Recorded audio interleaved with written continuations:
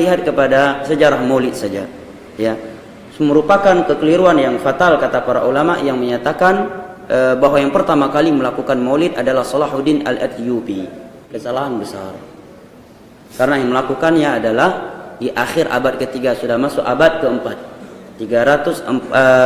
tahun 300 sekian sudah masuk ke abad keempat. Yang pertama kali melakukannya kata Imam Ibnu Katsir dan yang lain-lainnya adalah Banu Ubaid, sekte Syiah Fatimiyah yang ekstrim. Mereka yang pertama kali melakukannya karena ingin menandingi umat Nasrani yang merayakan hari kelahiran Nabi Isa alaihi salam. Nah, kalau dikatakan ibadah, berarti ada anjuran dari Al-Quran, dari hadis, ada contoh dari Nabi atau dari para sahabatnya, ya kan? Kalau ingin kita katakan baik, sekarang begini secara kaidah umum, masalah maulid, ada yang menyatakan sunnah, ya baik, ada yang menyatakan tidak baik karena itu bid'ah. Sekarang kita katakan bagi orang yang menyatakan itu tidak baik, apa alasan Anda? Jawaban dia mudah, karena kalau itu baik pasti Nabi akan menganjurkannya, pasti Nabi akan menerapkannya, pasti para sahabat akan menerapkannya. Apabila itu bukti cinta kepada Nabi, nggak mungkin ribuan para sahabat Nabi, ribuan tabi'in, tabi'ut tabi'in, 4 imam mazhab, satu pun tidak ada yang melakukannya.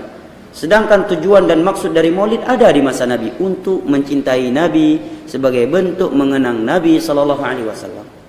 Andai kata itu baik, ya, maka ada sebuah kebaikan yang Nabi belum sampaikan. Ada sebuah kebaikan yang belum dilakukan oleh para sahabat Nabi, yang tidak ada yang menghalangi mereka untuk melakukannya. Berarti kata para ulama, ada suatu ilmu yang Nabi tidak ketahui, sedangkan manusia yang datang setelahnya mengetahuinya. Atau Nabi mengetahuinya, berarti Nabi menyembunyikannya. Baik, bagi orang yang menyatakan ini baik, kalau baik itu sunnah ibadah, yang namanya ibadah sumbernya mana? Al-Quran, hadis dengan pemahaman para sahabat Nabi. Sekarang buktikan, maulid ada dalam Al-Quran, hadis, baik ayat umum, hadis umum, atau contoh dari para sahabat Nabi. Kalau dia membawa ayat, banyak yang membawa ayat firman Allah dalam surat Maryam, wa salamun alaihi yauma wulida wa yauma yamutu wa yauma yub'atsu hayya. Keselamatan bagi Yahya di hari dia dilahirkan, di hari dia dimatikan, dan di hari dia dibangkitkan. Maka kita katakan, siapa dari para sahabat Nabi, para tabi'in, tabi'ut tabi'in, dan 4 imam mazhab yang telah memahami ayat ini untuk maulid? Satu. Kedua, ayat tersebut menyebutkan keselamatan buat Yahya di hari kelahiran, juga di hari kematian. Berarti rayakan pula hari kematian Nabi kita, ya kan? Hari dibangkitkan, dan tidak diketahui Nabi Yahya kapan dilahirkan, ya, kapan dimatikan, dan kapan dibangkitkan. Jelas ya? Oh, tujuannya kan baik. Baik, kalau kata tujuannya baik, kata Imam Syafi'i tadi, man istahsana faqad syarra. Barang siapa yang melakukan sebuah ibadah dengan alasan yang penting tujuannya baik, pasti dia akan buat syariat baru. Dan Imam Malik yang berkata tadi, orang sesuatu yang itu bukan bagian dari agama di masa Nabi, maka itu bukan bagian dari agama di masa kita.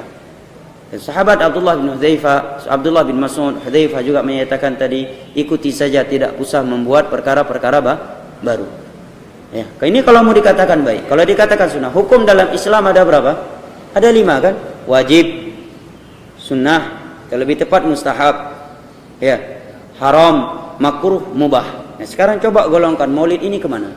Kalau digolongkan ke wajib, berarti ada perintah. Di antara konteks wajib itu kata para ulama, ada perintah melakukannya, atau ada ancaman terhadap orang yang meninggalkannya, atau ada celaan dari syariat terhadap orang yang meninggalkannya. Sekarang sebutkan dalil dari Al-Quran dan hadis yang memerintahkan maulid atau mencela orang yang tidak melakukan maulid. Berarti sisa berapa hukum lagi? 4 hukum. Sunnah ada anjuran melakukannya, baik perintah ataukah perbuatan dari Nabi SAW. Sekarang buktikan mana anjuran dari Al-Quran dan hadis untuk maulid. Berarti tidak bisa dikatakan sunnah. Sisa 3 hukum lagi, makruh, haram, mubah. Mubah dilakukan berpahala, ditinggalkan pun tidak, dilakukan tidak berpahala, ditinggalkan pun tidak berdosa. Ya, tentunya orang yang melakukan maulid mencari pahala, ya kan? Bertujuan ibadah. Berarti sisa 2 hukum. Makruh menurut istilah fuqaha, kalau dilakukan dibenci, ditinggalkan berpahala. Atau haram. Ya, tidak lepas dari 2 hukum ini. Nah, sekarang melakukan perkara baru dalam urusan agama, dalam permasalahan ibadah, ini masalah hukumnya haram atau makruh. Jelas hadis-hadis Nabi tadi yang melarang kita untuk melakukan perkara baru, mengada-adakan urusan baru dalam agama. Ini larangan dari Nabi SAW. Sesuatu yang dilarang apa hukumnya? Bidah.